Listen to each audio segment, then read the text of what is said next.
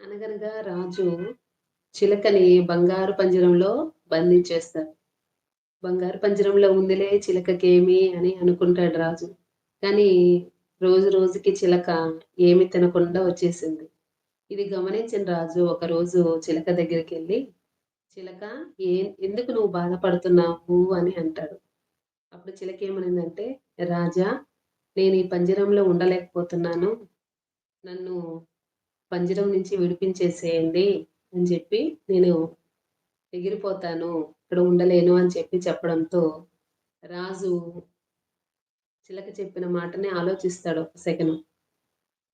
సరేనని చిలక పంజరంని చిలక పంజరం నుంచి విడిపించేసిన తర్వాత చిలక స్వేచ్ఛగా పైకి ఎగరబోయే ముందు రాజుకు ఒక మాట చెప్తాడు.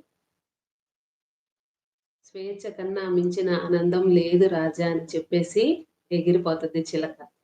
దీంట్లో నీతి చూసారా? స్వేచ్ఛ కన్నా మించిన ఆనందం లేదు. బంగారం పంజరంలో పెట్టిన నువ్వు పంచపక్షి పరమాణాలు